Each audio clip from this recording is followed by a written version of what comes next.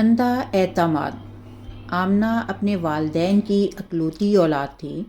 ناز و نوم میں پلی بڑھی مگر مزاج میں سادگی اور دل میں بے حد محبت تھی۔ اس کی شادی کراچی میں اسلم کے ساتھ ہوئی۔ اسلم ملازمت کے سلسلے میں کراچی میں ہی رہتا تھا، جبکہ اس کے والدین ایک گاؤں میں مقیم تھے۔ شادی کے بعد آمنہ ایک نئے شہر، نئے ماحول اور نئے رشتے میں خود کو ڈھالنے کی کوشش کر رہی تھی۔ شوہر صبح دفتر چلا جاتا اور رات کو واپس آتا۔ یوں آمنہ کا دن اکثر تنہائی میں گزرتا۔ اسی تنہائی کو بانٹنے کے لیے آمنہ نے ایک ملازمہ رکھی جس کا نام سکینہ تھا۔ سکینہ نہ صرف گھر کے کاموں میں آمنہ کی مدد کرتی بلکہ اس سے باتیں بھی کرتی۔ آمنہ کو یوں لگتا تھا جیسے اس کی تنہائی کو کوئی سننے والا مل گیا ہو۔ آہستہ آہستہ آمنہ نے اپنی چھوٹی بڑی باتیں، دکھ سکھ سب سکینہ کے ساتھ بانٹنا شروع کر دیے۔ وقت گزرتا گیا اور پھر آمنہ ایک بیٹے کی ماں بن گئی۔ اس دوران سکینہ نے آمنہ کا بہت خیال رکھا۔ اس نے نہ صرف گھر سنبھالا بلکہ بچے کی دیکھ بھال میں بھی آمنہ کی بھرپور مدد کی۔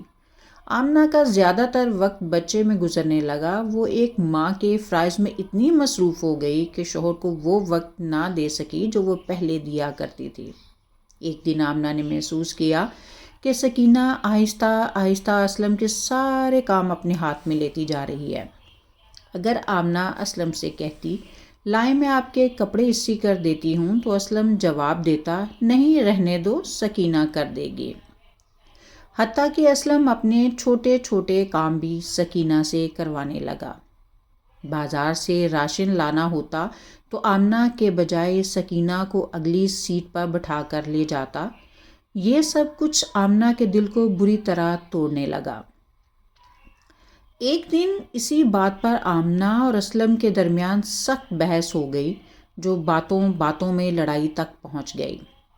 روز بروز یہ لڑائیاں بڑھتی چلی گئیں۔ آمنہ کا دل اندر ہی اندر گھٹنے لگا۔ آخر کار ایک دن آمنہ نے اسلم کو چھوڑنے کا فیصلہ کر لیا۔ اسلم پہلے ہی اسی موقع کی تلاش میں تھا۔ اس نے بھی آمنہ کو طلاق دے دی۔ یوں آمنہ اپنے بیٹے کو لے کر اپنے ماں باپ کے گھر واپس آ گئی۔ بعد میں آمنہ کو معلوم ہوا کہ اسلم نے سکینہ سے شادی کر لی ہے اور اسے اسی گھر میں رکھا ہے جہاں کبھی آمنہ رہا کرتی تھی۔ یہ خبر آمنہ کے لیے کسی قیامت سے کم نہ تھی۔ جس گھر کو اس نے اپنے خوابوں، دعاؤں اور قربانیوں سے بسایا تھا، وہی گھر اب کسی اور کے نام ہو چکا تھا۔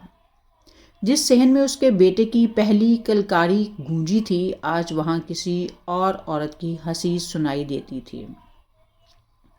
ماں باپ کے گھر آ کر آمنہ ظاہراً خاموش ہو گئی، مگر اندر ہی اندر وہ ٹوٹ چکی تھی۔ راتوں کو نیند اس کی آنکھوں سے روٹھ گئی تھی۔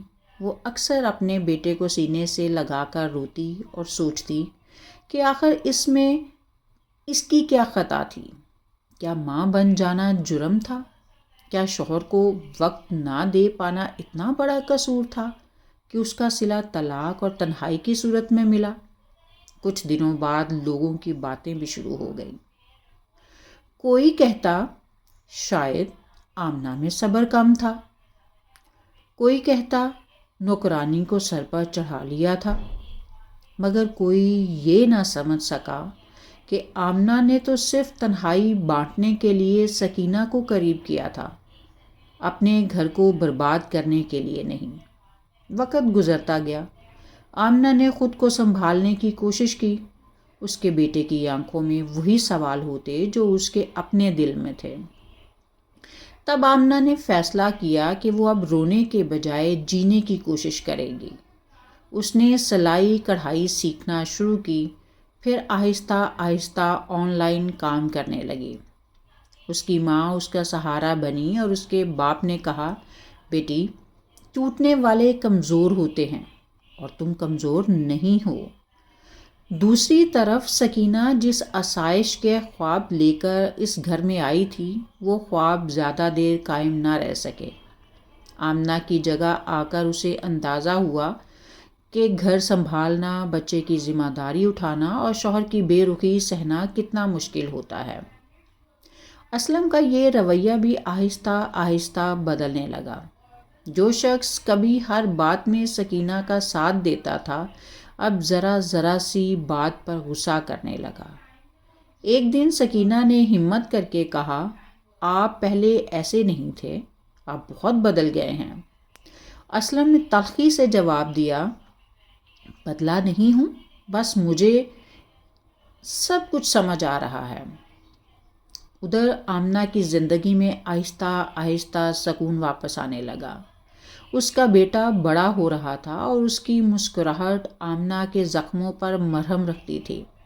آمنہ نے سیکھ لیا تھا کہ ہر رشتہ ہمیشہ کے لیے نہیں ہوتا، مگر خودداری اور حوصلہ انسان کے ساتھ ہمیشہ رہتے ہیں۔